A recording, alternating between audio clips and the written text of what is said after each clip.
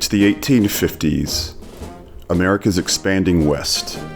Railroads are stretching toward the Pacific. Politicians are arguing about slavery and the future of the Union. And meanwhile, American ships are sailing thousands of miles into the Pacific Ocean. Not for gold, not for oil, not for spices, for bird poop.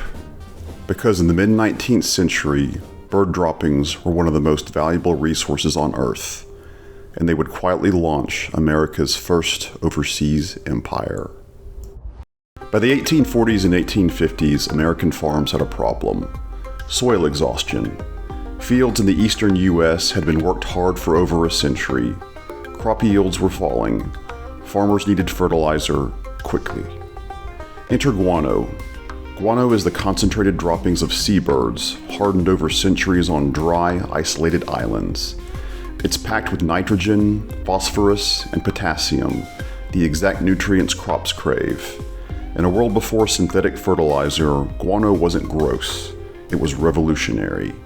Peru had already built a booming export economy on it. European nations were competing for access, and American farmers wanted their share. So in 1856, Congress passed something extraordinary: the Guano Islands Act. It said that if an American citizen discovered an unclaimed island containing guano deposits, the United States could claim it as territory. Think about that. Private citizens were essentially authorized to expand the nation if they found enough bird droppings. Under President James Buchanan, the government began recognizing claims on tiny remote islands scattered across the Pacific and Caribbean. No cities, no settlements, just seabirds and their poop. What followed was a kind of fertilizer gold rush. Entrepreneurs sailed into remote waters searching for white-crusted islands rising out of the sea. They claimed places like Navassa Island, Baker Island, Howland Island, and Jarvis Island. At one point, the U.S. had claimed nearly 100 islands under the act. Workers were dropped off to scrape and shovel the hardened guano into ships' holds.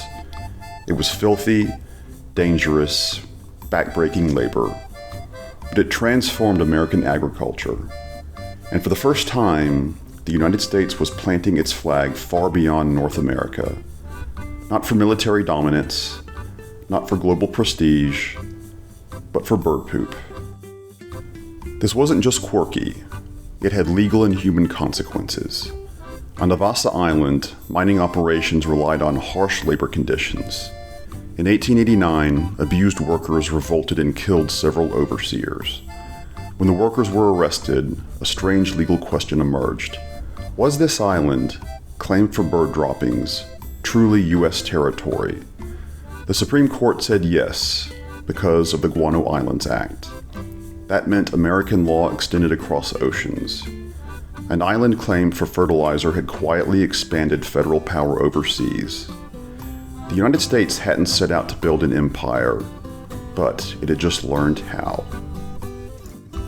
Eventually, chemistry caught up. When synthetic fertilizers were developed, guano lost its magic.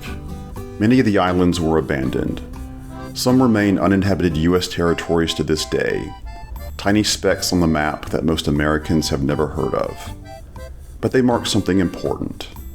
Before Hawaii, before Puerto Rico, before Guam, America's first overseas expansion wasn't about war. It was about resources, about economics, about solving a crisis. Empire didn't begin with cannons. It began with compost. So, the next time you picture America's first overseas territories, don't imagine battleships. Imagine seabirds, and a Congress willing to claim the world one pile at a time.